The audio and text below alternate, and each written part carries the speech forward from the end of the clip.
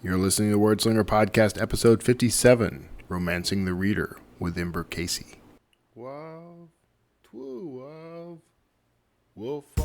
Writing a book. It can be the best way to build or grow your business, or to simply tell the story that you wish to tell. Learn how to write your book in 30 days or less. Pick up 30-day offer today from Amazon, Apple iBooks, or other online retailers. It's the Wordslinger Podcast, where story matters. Build your brand, write your book, redefine who you are. It's all about the story here. What's yours?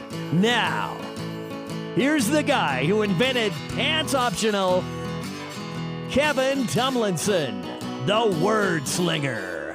Wordslinger. Hey everybody, this is Kevin Tomlinson, the Wordslinger. You know, things may sound a little different this time around because, I don't have my sound booth anymore. It's a sad fact, but it's true. And I'm working on that. But at the moment, I'm actually sitting, I guess you'd technically call this my kitchen counter. My wife and I, we sold our home. I think I told you guys that already, if you haven't heard. But now here we are. We are going to live in an apartment for a few months, and maybe longer. Who knows? We don't really know how we want this to play out at the moment. We are definitely still getting the RV. We are definitely still going to travel. Don't know when we'll get on the road full time, but that's still part of the plan. So, you know, plans shift and change. So, but here we are, and so I'm currently sitting at a kitchen counter in an apartment. Very nice apartment, and you may hear some lawn work going on in the background because, of course, out of the entire week, this is the moment, the exact moment that every lawn has to be mowed and every leaf blower has to run. So there you go. So today, I'm actually I have to apologize. Now I'm coming in. This is the first episode after the Thanksgiving holiday in 2015, and if you're in the U.S., you know what I mean by that, or Canada. Canada has a Thanksgiving, but if you're somewhere else in the world, you surely know about America's obsession with eating turkey on a specific day of the year. But if you don't, we just celebrated a major holiday here. And I took a couple of weeks off, I have to admit. I took off the day after Thanksgiving, that Friday. I didn't produce a show that day. And I did not produce a show the week before. And that was mostly because we were still unpacking and I was still kind of figuring some things out. Didn't have my setup ready, and I'm supposed to be getting ahead on these episodes, and I'm not. So I'm letting you guys down. That's something I'm correcting now that we're moved. I'm gonna try to jump ahead and get several episodes recorded and in the can and ready, scheduled and ready for you guys, so we don't have any more missed weeks. I hate that I missed a couple of weeks. I was doing so well all year long. Anyway, today I'm actually talking to someone, and I gotta admit, she's someone I adore because she's such a sweetheart. She's the author of numerous romance books. She's doing very well. She's doing this is her work full time, and that is author Ember Casey. And you're gonna love this interview. There's a lot of advice in here for the budding author, especially if you are interested in writing romance. And I admit that's something I've considered. I mean, I don't know how I would do. I don't think I could write a typical romance. I think at some point I'd have to throw in superpowers or something in there. Who knows? And maybe that would catch on. But I'm thrilled to bring you this interview with Ember Casey, romance author. I hope you dig it. And please stick around after the interview, and we'll do the wrap up. And I may give you a few more details about what's going on in the life of the Wordslinger. So take care of yourselves. Enjoy this interview. I'll see you after. Hey everybody. Okay, so this time around, guys, what I consider a special treat here, because I met this very lovely young lady at the Colony Summit in Austin, which was thrown by the Sterling and Stone guys. You might know them from the self-publishing podcast. But I'm talking to Ember Casey, who's a romance author. She's got quite a body of work out there, and she's doing very well. She's full-time at this, which I love talking to indie authors who are full-time. So, hey, Ember, thanks for being on the show. Hey, happy to be here. So, all right, your work is romance. It's got it skews a little, doesn't it skew just a teensy bit towards erotica, or no? I call it steamy contemporary Okay. romance. It's kind of actually on the lighter end of erotic romance, Yeah. but erotic romance has gotten a lot Raunchier? hotter. Yes, Yeah. it's gotten a lot raunchier. So Yeah. I'm actually not considered pretty mild Yeah. for erotic romance. So I just call it steamy contemporary romance, and that Okay. seems to get the right audience. I could go with steamy. Yeah, now I have purchased and read one of your books because yeah, I could see it. I mean, it's not.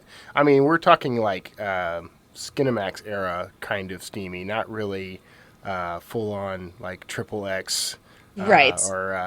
Or 50 Shades of anything. No. So now it's interesting that you went that route. I mean, was there a particular motivation behind going with that kind of work? Actually, so I started out wanting to write young adult books and young adult fantasy. Oh, Because you picked a great direction then. yeah. Well, so it was always what I loved to read as a teenager, and it was when I was in high school that Twilight exploded, and so YA as a genre kind of exploded. So I just kind of kept reading it as I got older because suddenly there were all these books. Like when I started reading young adult, there was one little teen shelf in the library, and now it's this whole genre. So I started out wanting to read that. In college, I found this forum. It actually started on Absolute Right. Are you familiar with the Absolute Right forums? Yes. I mean, I never participated, but yeah, I know what they are. Yeah, and I just started chatting with some people in the young adult forum there, and we decided to break off and form our own little private forum. And it's a group of about 20 to 30 women, and we have our own little private young adult forum. And, I was working at young adult for a few years, and then a couple of these women started writing romance and self-publishing romance and being very successful at it. And at this point, I was the kind of person who'd spend about a year on a book and usually 6 months writing the first draft and then 6 months rewriting it 2 or 3 times and still not feeling like it was ready. Yeah. And so as kind of an exercise, I thought, I wonder if I could write a romance. And so just for fun, to kind of get out of my headspace a little, I decided to write a romance, and it just flowed out of me. I had the first draft out in 2 months, and so I'm like, this feels a lot more natural to me than what I had been doing. And I think part of it was because I wasn't precious about it, and I was really precious about everything I'd written up until that point. And so, I wrote this book and decided, okay, I really have nothing to lose by self-publishing it, and I did, and it did well enough that I'm like, all right, I should keep writing this. And that's kind of how that started. So, I mean, it sounds a lot like, there was a kind of commercial motivation there, but also you sort of accidentally found your calling in that then. Yes, for sure. And yeah, it was kind of, again, it was started out as an experiment, and it just I kind of found my voice through that. And I still love young adult fantasy, and I still plan to write some young adult, but for now I'm focusing on the romance because it is what's paying the bills, and it's really fun. I was not expecting it to be so fun because, again, I was always so serious about my writing, and I was afraid to show it to people. Literally, that romance is the first book I ever showed anyone else, and I'd written like 5 or 6 books at that point and just never shown them to anyone because I thought they were not ready. So how has this changed? Like, okay, you say that you treated everything as precious before this. Does this change your perspective on that writing? Yes, I have in my dabblings, going back to the young adult. I do kind of get back into that headspace of, oh, this has to be this perfect thing that I started out wanting to write. It's still a little too close to my heart. It's very interesting. It has changed my perspective on writing in general because I have a much more business-like approach to it now, which I think what my writing now has drastically increased in quality. Yeah. From just getting out of my head a little and getting, not completely separating emotionally from it because I am very emotionally invested in my work, but it's I have a little more perspective now. Yeah. I mean, just doing the work changes kind of your perspective Yes. on all of it. So, I mean, and you bring up something interesting there because you've built a persona and a career around this work. What happens when you decide you want to publish something YA? Like, that means starting over, right? Yes, it does. Which may explain why you haven't already jumped in, right? Yeah, a little bit. So obviously, Ember Casey is a pen name, and if I published young adult, I would probably do that under my real name. Okay. And again, the pen name was not to protect my identity. As I was telling you earlier, anyone who was really interested and Googled it, could probably figure out my real name pretty easily. But it was part of my real name. J.K. Rowling, by the way. Yes, for everyone exactly. listening. My first name is spelled a little unusually, and my last name is unusual. No one knows how to pronounce it or spell it. Yeah. So it wasn't the most commercially, not the best name commercially. If I'm expecting people I see. Yeah. Yeah, and also at the time, I still had a day job, and I knew I was probably going to be leaving my day job fairly soon, and so, I mean, for potentially another day job, and I didn't want people to Google me and find my books and go, are you not committed to this job? So it just made more sense at the time to write romance under a pen name. Yeah. Okay, so you bring up something interesting there because I think that's something a lot of authors probably at some point worry about if they have day jobs, and it's that idea that somehow the writing is going to hurt them. And to be honest, I've bumped into that when I was still doing full-time work. So, what were some ways other than using the pen name? I mean, what were some ways you sort of insulated yourself from that kind of thing? Well, I was actually kind of lucky. So before this, I was a pastry chef, Okay. which is completely unrelated to writing.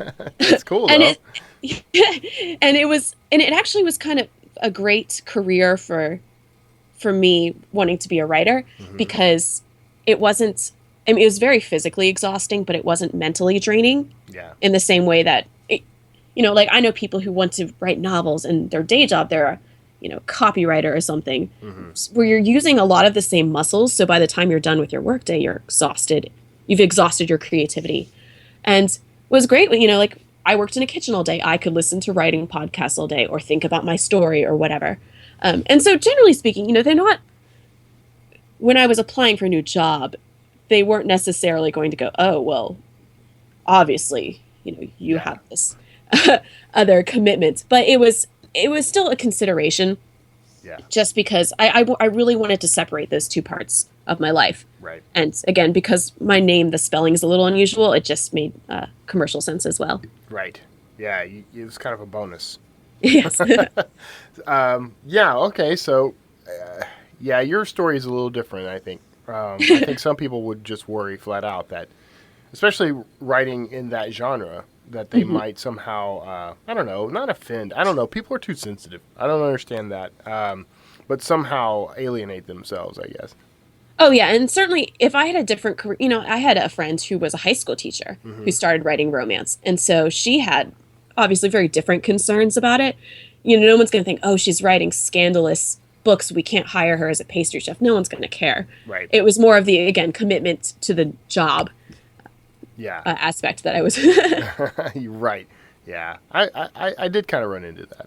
So, the work that you do, where do you sort of grab inspiration for? I know where I get inspiration more or less.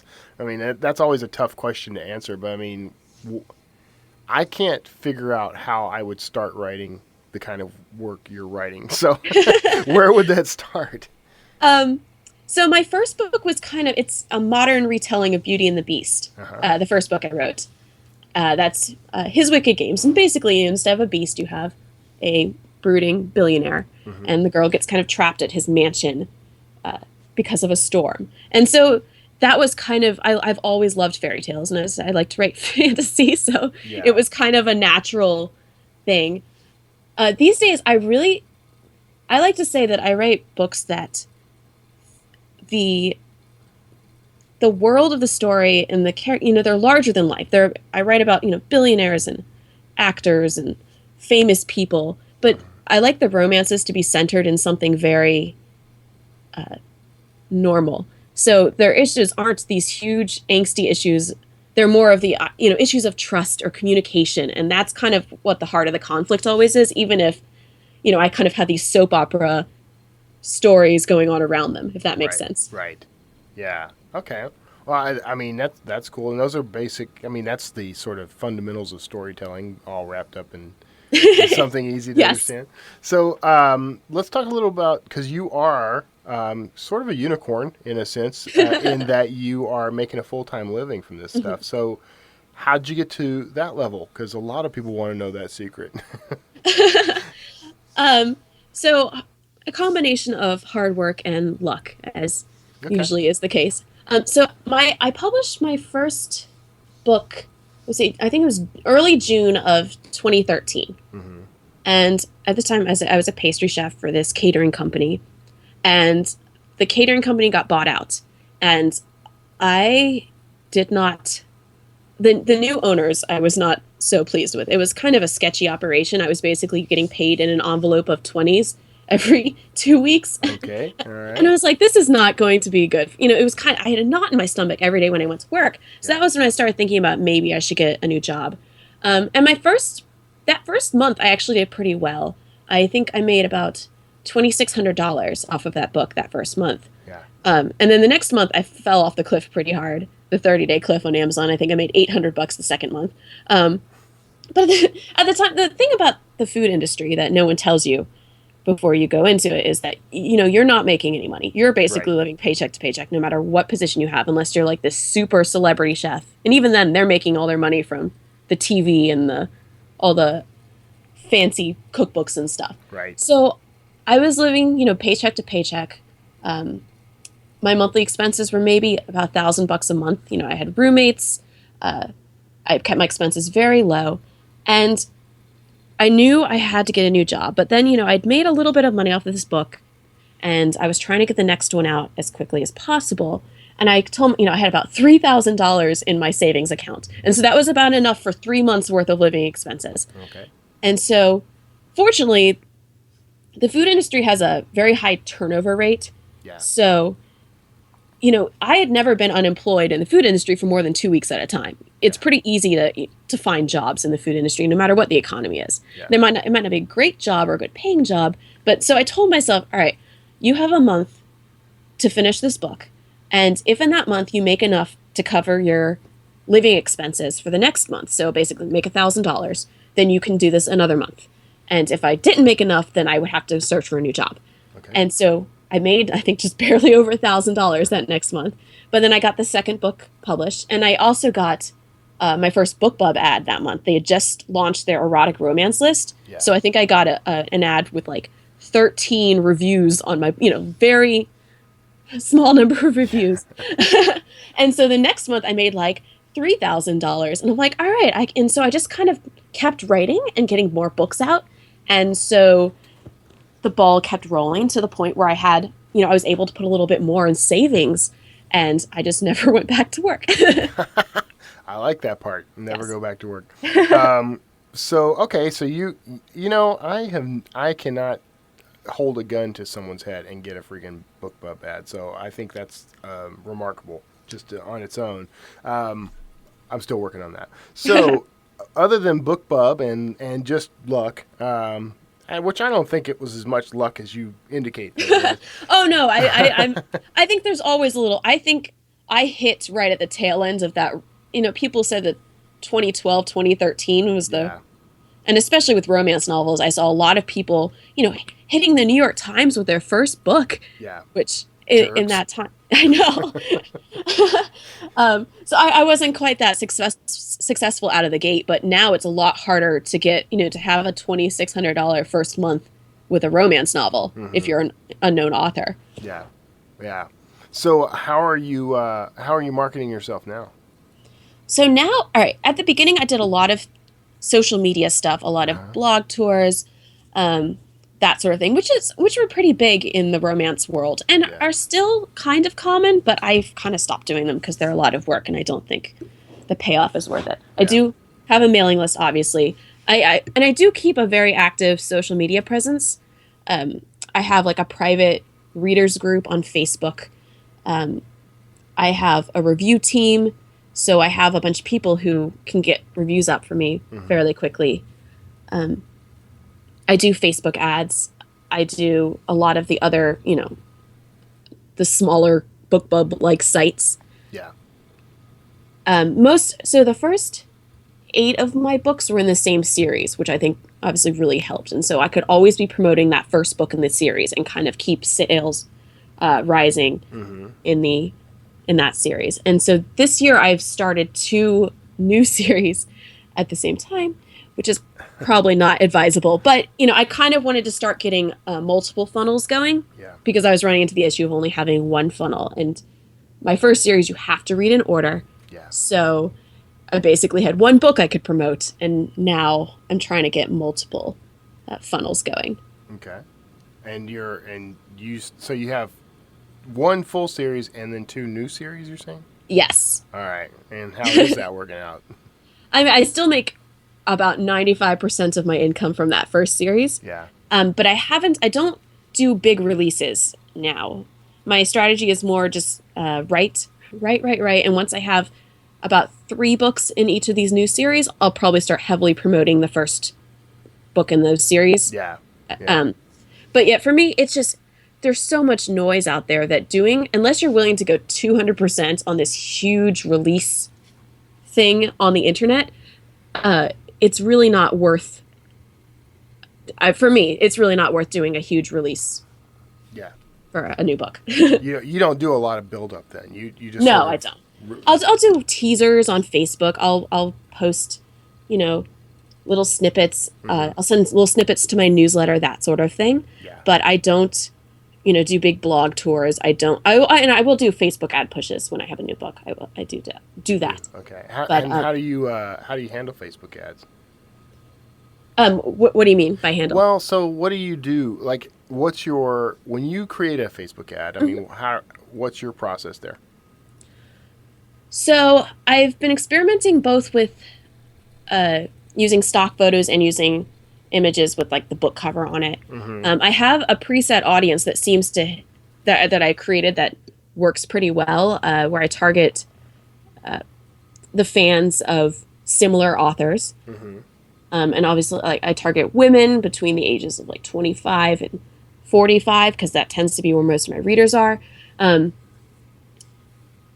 And yeah, I'll usually I have Facebook ads running constantly for the first book in my first series. Yeah. And for the first box set in that first series. And then anytime I have a sale or a new release, I'll do like a kind of special little push for a few days with Facebook ads. But yeah, I'm still very much experimenting. I'm certainly not an expert at Facebook ads, but they're definitely one of the things in my arsenal. Okay. So what is working with is the ads with the book covers working better than the stock photos or vice versa? It changes. At first it was the book covers, and now I'm having better luck with stock photos. But again, I kind of try both with every new campaign and then just turn off the ones that aren't working as well. And it seems to change from campaign to campaign. And I don't know why, but... Yeah. Are you focusing on direct sales or are you focusing on list building? Sales. Okay. I have been focusing on and off on the list building. Yeah. I was doing pretty heavy pushing of my list for a while there, and now I've slowed down a little bit. I'm with MailChimp now, but probably moving, so I kind of slowed down while I figured out what was going on with that. And I did have a free short story that I offered for a while, but then I took that down to offer it on the different retailers, and it's I'm working through some things right now, which I know is not particularly helpful, but and of course I'm curious. I mean, I interviewed Mark Dawson recently, and he's the guy who created, for everyone listening, he created the Facebook Ads for Authors course, and my writing partner and business partner Nick Thacker has had huge success with Facebook ads. So I'm always curious because I don't have a ton of ads up right now. I've been playing with them. I'm seeing like trickling success. I think I could do better. So I'm always asking people how they're doing and what they're doing because I'm going to steal your ideas, frankly. Oh, I'm probably not the person to ask. I haven't done Mark's course yet. But I notice, I have trickling success, trickling but steady, success when I'm doing them on small scales. If I try to up the amount of money I'm putting into these ads, it kind of slows down drastically. If that makes, I don't get exponential growth. Yeah. And so I'm not really sure how to get that exponential growth when I'm putting more money into the ads. So right now I just kind of have a few running slowly, if that makes sense. Yeah. Where do you see most of your sales come from, though? Is it ads? Is it direct? Or how's that work? From your mailing list, maybe? Or it really, again, it changes so often. Okay. There was a while, I mean, the mailing list is pretty steady when I have a new release. Yeah. I get a pretty good bump from that. For a while, the other, BookBub and the other kind of related sites did really well for me. Mm-hmm. There are months when Facebook ads seem to be doing really well, and then sometimes my biggest push ever. Last summer, I had a really, really, really good summer on iBooks. Yeah, and I have no idea why. Like, absolutely, I think I sold 30,000 books in a month on iBooks. Yeah, and no idea why. I had originally been trying to go to iBooks through Smashwords, and could not. They weren't. iBooks' relation with Smashwords is just not. They weren't it's going. Not good. They weren't posting. Right. I would try to submit a book, and it would take 3 months to go up on iBooks, and so I don't have a Mac. But I finally borrowed my dad's and uploaded all my books at once, and then saw nothing for 2 months. And then all of a sudden, one day I logged on and I saw that in the UK, I had my first book, my perma-free book, had 100 downloads the previous day. Huh. And then the next day I logged on, it had 200, and the next day it was 400, and it was basically doubling every day. It eventually hit number one on the free list in the UK, and then all the other books started right at that point. I think I had 6 books in the series, and all of those were suddenly in the top 100 in iBooks UK. And then about a month later, the exact same thing happened in the US iBook store. Yeah. Wow. Yeah, and I looked everywhere. I'm like, are they promoting me somehow? I looked everywhere and I could not find how that happened or why. Because obviously, my first thought is I need to replicate this again. Yeah. I need to figure out where all of this is coming from, and I still have no idea why. No luck. No. Bummer. And gosh, I don't know what I would do. I would frantically repeat everything, down to how I tied my shoelaces that day. I would repeat I know everything. And I have no idea why it started in the UK, and then I'm assuming there was some sort of internal push, but maybe they sent out an email or something. It certainly was not anywhere in my in iTunes or iBooks that I could find. Yeah. I looked all over the internet and I couldn't find anything, so I really have no idea. Which is it's I will take it. Yeah. But what do you get typically? What's the normal number of books moving on iBook store? So now I would say it's definitely slowed down. I would say about 500 books a month. Since slowed down significantly. Right. That's about what I'm seeing. Yeah. Yeah. So still, a steady income stream, but again, you never really know where lightning will strike, and so that's why I plan to diversify as much as possible and be everywhere, and eventually branch out into other genres precisely because of this. You never know what will take off where. Yeah. So that is a good point. You're not exclusive then to Amazon for any of your books. And it's kind of weird to see the back and forth on that. You and I have some mutual friends, and that's a big discussion that we have is whether or not to go wide. And I made the decision to go wide. Some of my books are still exclusive to Amazon right now just because, I don't know, I wanted to take advantage of the 90 days of, whatever. And was hoping maybe something would catch on, but I'm not seeing any more movement on those than anywhere else, so I might as well, branch out. Yeah. Amazon was only about 40 to 45% of my income last year. Yeah. And this year it's a higher percentage because I didn't have that big iBooks explosion. But it's still, and now I have a lot of readers on other platforms. And, as much as you can say, oh, well, anyone can download the Mobi file and convert it, readers won't do that.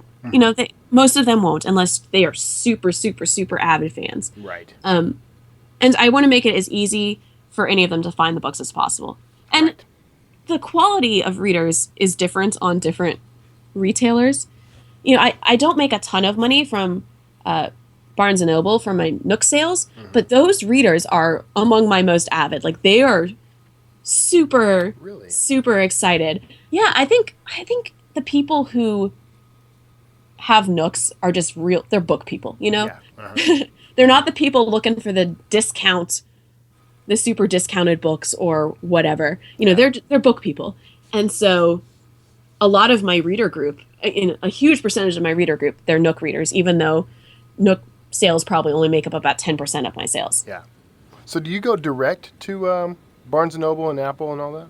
Yeah, I go direct everywhere I can. Yeah, so I go direct Apple. I still borrow my dad's computer to upload things to iBooks. Maybe you should consider getting a error or something. I've thought about it, but I like to travel with my laptop a lot, and so I have like this little $250 laptop that if something happens to it, I'm not worried about it. Good point. I'm afraid if I got a fancy Apple computer. Well, I mean, you could still do that. That's true. I confess, I have multiple MacBooks, so if something happens to one, I've got it back up. But so, okay, you go direct. I wanted to address that because here's something I noticed, and apparently you have broken this, but I mean, when I go direct, I see nothing on Barnes & Noble. I go through like Draft to Digital, I start seeing sales. So I don't understand that. Apparently that's not universal. So you seem to be doing okay. So I'm just going to assume that it's just something against me personally or something. And so I only got on Draft to Digital this past summer. So I've only ever gone direct to Barnes & Noble. Yeah. So I can't compare it to going from somewhere else.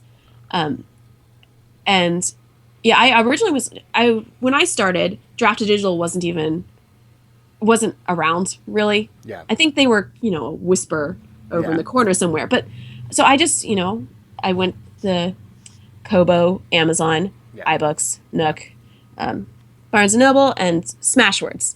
Yeah. And so now that Smashwords has made it so you can upload EPUB files, I just kept putting everything on Smashwords. And then recently I'm like, okay, well, Draft to Digital can reach a couple places that Smashwords can't. And I've heard people having better luck at Scribd or whatever through Draft to Digital than through Smashwords. But now, of course, they have cut all the romance books from Scribd. So I'm no longer there. Yeah, that's kind of unfortunate. I was really upset. And I was maybe getting 2 borrows a day, about 60 a month. Yeah. But so it was just a trickle, but it was a nice trickle and it was growing kind of steadily. And I was like, all right, maybe over time this will become a nice income stream. And then they cut it off. Yeah. Yeah. And I guess I sort of understand why they did it, but then I'm worried about that because what's the point there? I mean, isn't the point to be able to give readers access to whatever books they want? Right. So, and I was discussing this with some other romance authors. I would have taken a cut in royalties to stay on there because, they're still giving 70% or whatever. Right. And, we all knew that wasn't going to last forever. Right. We knew that wasn't sustainable. But, if they'd said, okay, well, we are willing to give you 40%. Some people would have probably pulled out because of that. But, I probably would have stayed on. And so what? So what if some people pulled out? I know. No, they were planning to dump everyone anyway, right? Yeah, if they had given us the choice to saying, all right, are you willing to take smaller royalties to stay on? I would have done that because I like being in as many places as possible. Yeah, I'm with you. Of course, my genre isn't going to take a hit like that unless I start writing romance all of a sudden. Then I guess I won't have any Scribd sales. So, I have other problems. everyone and their dog writes sci-fi and fantasy, so a little tougher competition there. So as far as the work, I mean, what's your sort of workflow like? Like, how do you, what's your process? How do you start and finish a book? Oh man, that's a complicated question because it it always changes. Yeah. I am a pantser. Okay. Me too. I have tried to be a plotter many times. I've read all the books and I just can't. Yeah. I will write the outline and then if sometimes I'll write the outline and it will take all the joy out of the writing for me. Yeah. And other times I'll write the outline and then start writing the book and realize my outline is way off. Yeah. And just veer off that. And it might as well, I might as well have never written the outline in the first place. Right. So usually it takes about 6 weeks to 2 months to do a first draft. By first draft, I mean write the first 3/4 of the book because that's usually how long it takes me to figure out what the actual story is. Mm-hmm. And then I usually go back and do a heavy revision from the beginning. Usually involves a lot of rewriting. And then go through and write to the end at that point. And that can sometimes take up to another month, depending on how heavy the rewrites are. Okay. So it usually takes about 3 months for me to produce a book. Okay. And I assume a part of that is mostly the editing, right? Getting it polished. Yes. So that rewriting phase for me, it's like a revision / rewrite / heavy edit. So usually by the time I'm done with that draft, then it needs copy edits. And, I used to have beta readers and content editors and they would all just give me back copy edits. Yeah. Like they're, so now I pretty much at that point just use copy editors and proofreaders. Yeah. Yeah. So you don't do a developmental edit. No, that is what that big heavy revision is. Okay. Yeah. That's myself doing my own developmental edit. Well, and you do what works. I mean, yeah. I've never quite understood the developmental edit, and there are some people who not only swear by it, but they issue these edicts like, if you don't do this, your work is a failure from the start. Do you take? I mean, so you have beta readers, you said, right? Mm-hmm. You get feedback from them. Do you get feedback just on I found a typo or whatever? Or do you get actual story critique from these people? For the most part, they just give me typos, and not because I just ask them for typos. Normally, they're like, they'll comment here and there on things that don't seem to quite be working or things they don't understand. But for the most part, it's minor things that can be fixed fairly quickly. Yeah. And so it's mostly small things at that point, which is good for me. Yeah. So how vocal is your sort of audience and reader base? Vocal how? Like, do they chat with you quite a bit? I mean, you get a lot of emails? Yes. Yeah?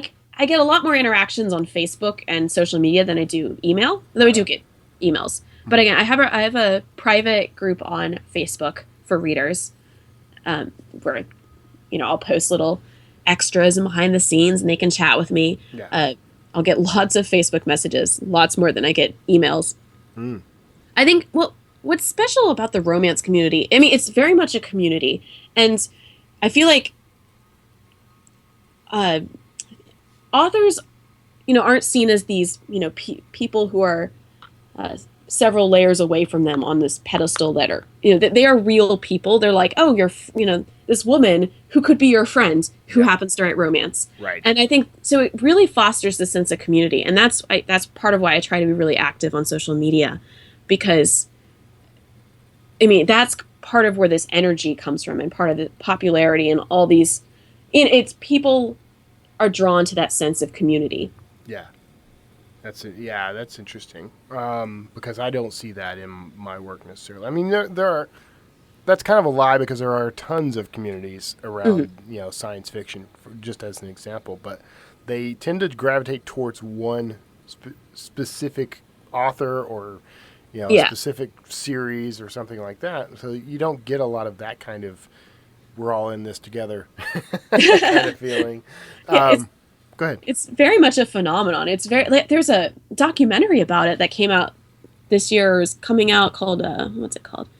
Love Between the Covers. Oh, Basically about about how it's this very active, vibrant community, and mostly of women, and that it's just a very interesting thing all around. Did they interview you? No, I know a couple of people who were interviewed though, so I'm familiar with the project. So you need a press agent. You need somebody to get you these things. So you are making your living full time at this stuff. Yes. You are, which is fantastic, by the way. I mean, congratulations. Oh, thank you. I know some people take it for granted. Some people are really stupid grateful about it. I mean, but I think I know so many authors who just want to be where you are. Mm-hmm. What is your advice to somebody who's maybe they're just starting out, or maybe they've been doing this for a while? Like, other than luck and hard work, I mean, what's something they can kind of take home with them? I think part of it is not being afraid to take that leap. I think a lot of people are afraid to leave their day job. For me, if I had not taken that month between, thinking, okay, I might have to get a new job. If I had not taken that month and finished that second book and gotten it out, I would be in a completely different place right now. I know that. If I had immediately taken another day job, and I know not everyone's in the position to do that, but some people, they want to have this big cushion and granted, I don't have kids. I'm not married. Some people need to support their family, so they can't just make these risky financial decisions. But I do believe in the saying, leap and the net will appear. And I think a lot of people are afraid to take that leap. And really, that switch from doing it part-time to doing it full-time, you have so much more time to do this work, and you can get it out faster, and it kind of gets the ball rolling. Yeah. So what would you change about how you got to where you are now? Would you change anything? I would probably. I would definitely change some things. Really? Okay, now I want to hear these things. Oh no! It's more like for example, my first series is like 8 books that you have to read in order, and if I did it over again, I would do 8 books that could be read in any order about different couples. So then I would have a lot more advertising opportunities, if that makes sense. Interesting. This just the way I've structured my current funnel is a little unwieldy. Yeah. There are a lot of things I did. Well, I'm one of those people who from the beginning I've done everything myself. I do my own formatting. I do my own covers. And I'm at the point now where I'm like, okay, you really need to, outsource some of this stuff. You can afford to outsource this stuff now. And frankly, I should have started doing it a year ago. Right. But I hired my first assistant about 4 or 5 months ago, which has been a huge, huge help. But again, I could have done that a year ago financially, and I didn't because I like being in control of everything. But, just letting go and really treating it like a business and trying, not forcing myself to do everything myself. Yeah.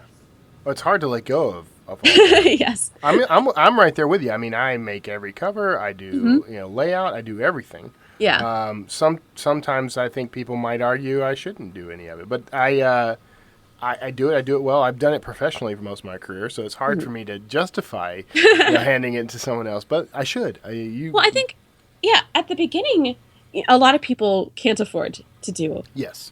Right. Or to hire all that out, and fortunately, I'm a pretty good judge of what I'm capable of. Like, I could look at a cover that I made and go, this is not up to par. Mm-hmm. And some people don't have that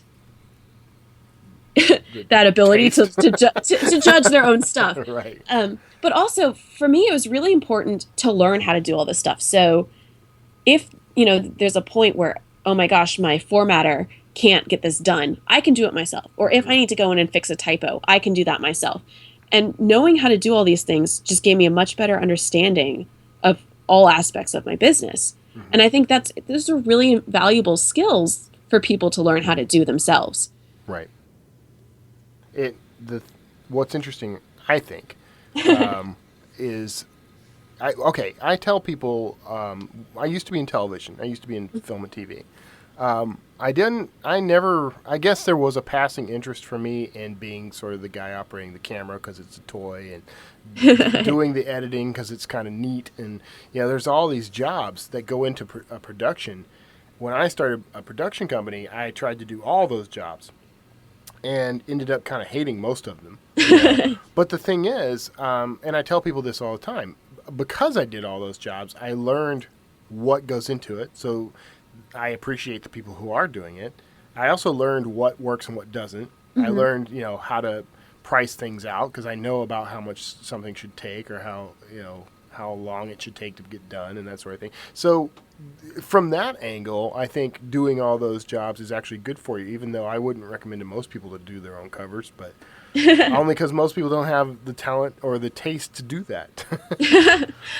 Yes. I'm looking at your covers, and your covers are very tastefully done. I like all of them. Thank you. Yeah, no, I definitely. And also, to kind of build off of that, you hear all these things. Indie authors are told all these things, like, don't do your own covers. Have a developmental edit of your work. All these different, and as you work, you kind of learn what bits of advice you can ignore. Yeah. And which ones you should probably follow. Yeah. But I would tell people not to be afraid to ignore the bits of advice that don't mesh well with, like if you're making your own covers and you're happy with your sales, then there's no reason to start hiring them out unless you really want to or need more time or whatever. And just, there are a lot of, rules about indie publishing that it's okay to break. Yeah. I think so too. I know the advice is well-meaning. Like, oh, certainly. The advice to, never make your own cover is not about, shaming you for that idea of making your own cover. It's about the fact that you probably don't have that skill. Right. And so I understand it's well-meaning, but I think there are plenty of people. It was kind of funny because we were in the summit, and Sean and Johnny were talking about that very idea, like don't make your own cover, right? And while they were talking, I don't know, maybe you noticed, maybe you didn't. I mean, I had a kind of mental crisis in the midst of all that because I realized I was there for all the wrong reasons. Like I should be a fiction writer, and I was there to talk about a bunch of nonfiction garbage. So while they were talking, I'm one of those people who has to occupy his brain while I'm listening. So I was tinkering with a new cover for a book I already had released. I wanted to update it and optimize it. And they came by at exactly that moment, and they had just said, "Don't do your own covers," and they spotted this cover that I was working on, and they just raved over it. And I'm like, okay, well then that's and that told me the whole story. Like that's it. Yeah. Don't do your own cover unless you can. Is basically the way that works out. So exactly. Oh yeah, and for me it was a similar thing. Like I had a couple authors email me and ask me who did my covers, and I'm like, all right, I must be at a level where people think a professional did this, so we're good. You know what I like? Okay, I'm going to look at your covers right now from a creative director standpoint, okay? So I like the fact that you've got kind of so your titles are all that sans serif font, but your author name is in the serif font, and it makes it look that's the way professionals do that. Like, it's very clean. I like it. I think it's kind of cool. Well, so thank you. You didn't go overboard. You didn't try to add, a bunch of effects or anything. You did a great job. So. Well, thank you very much. That's good because you're saying all these things about fonts, and I have no idea what that. Well, you did it instinctually, but I mean, you did it right. I think it worked out just fine. Well, thank you. Okay. Well, we're up against my traditional wall here, so. It has been fantastic talking to you.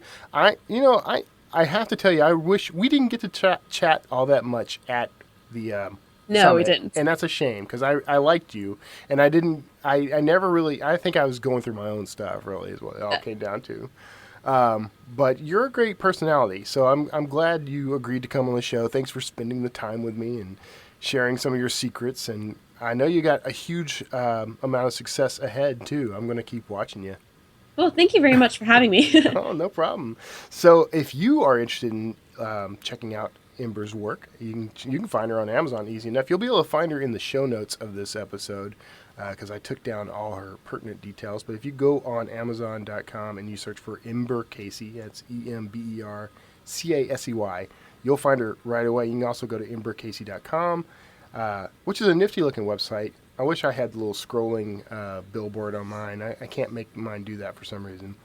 But you can check her out, and you can find her on Twitter. You'll find all that stuff in the show notes. So, Ember, thanks so much for tuning in with us, hanging out with us, and everyone else, hang out until after the show. We'll do the wrap-up. Thanks again, Ember. Thank you. Well, that was my interview with Ember Casey, and I hope you dug it. I dug it. I love talking to her. She's, like I said, she's a sweetheart, and her body of work is pretty amazing, really. I mean, if you think about it, she's writing to a very narrow, well, not narrow. I mean, she's writing to a specific audience. She's doing some really creative work, and it's doing well for her. I'm always amazed when I talk to authors, indie authors in particular, who are doing well. There's just something about producing a body of work that is resonating with your readers and that supports you. That's her life. That's her lifestyle, and that's what I have been pursuing most of my career. It's what a lot of people I know are pursuing. So, some great advice in there. So that's going to wrap us up. I don't really have a ton of, there are lots of things I could update you on. Who knows? I can't even remember where I left off in previous episodes. I'll give you the rundown. We've sold our home. We're currently living in an apartment, which I really like. We are shopping for a sort of interim RV this weekend. So the idea is to get like a teardrop trailer. There's that lawnmower, by the way. You might be able to hear the droning of it in the background. We're planning to get a teardrop trailer and use my existing truck to kind of start ranging out, and that'll give us more time to the big discovery was that we have not downsized nearly as much as we thought we had. So we're going to spend the next few months, maybe the next year, downsizing, getting rid of as much as possible, getting our overhead even lower, because it is quite a bit lower now. Establishing a few more of my projects out there, getting the income's going up on the books, which is good. Thank you. And just kind of leveling out, getting things sorted, and then we're going to get the larger RV and we'll get on the road. So I'm going to be talking to Joanna Penn from the Creative Penn podcast about this soon, and I'll let you know when that is in the can, when that's going to air. I don't know. I'm actually thinking of bringing on some guests to talk about this very topic. I've got a few people already lined up. I got at least one person lined up and a few more in mind, because this is something, this is what the show is for me, basically, is an opportunity to explore things I'm interested in. And in that vein, I could use your opinion. I actually sent an email about this just a few minutes before the show started, to my entire list. And if you're not on my list, go to kevintumlinson.com and hop on. You're going to dig that. You can also go to wordslingerpodcast.com and get on the list. But here's where I am. I need advice. I'm really kind of looking for what people are enjoying about my work. So if you've read any of my books, if you read, the Citadel trilogy, or you read any of the Sawyer Jackson books, or you read Evergreen or Think Tank, or any of them, anything that I've got out, what's resonating with you? What are you digging? And what would you like to see more of? I'm getting a lot of feedback on Evergreen, actually. I think a lot of people really liked that story, resonated with them, and it is certainly one of my favorites. So I was thinking I might write more fiction like that. But one thing I'm looking at is writing more narrative nonfiction. And, think about authors like Malcolm Gladwell, like Bill Bryson, like Elizabeth Gilbert, who write these narrative nonfiction essay-style books and stories and articles. And that's kind of in the line of some of the work I want to do. So I'm thinking I'm going to produce at least one of those this year, for sure.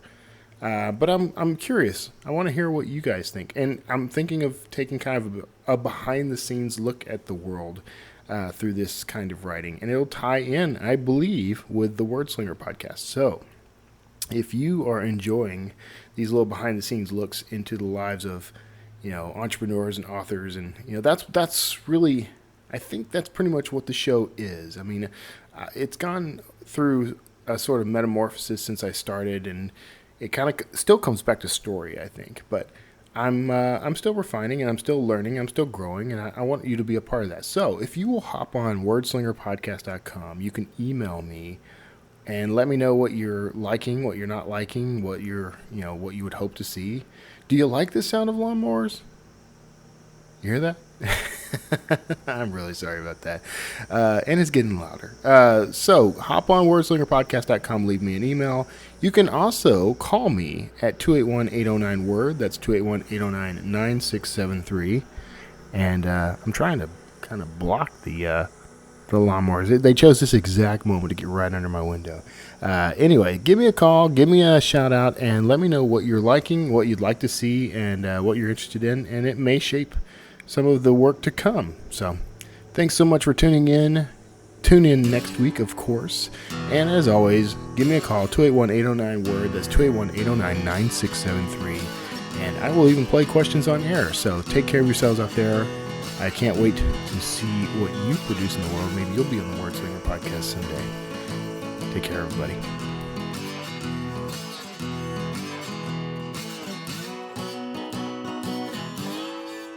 Word Slinger.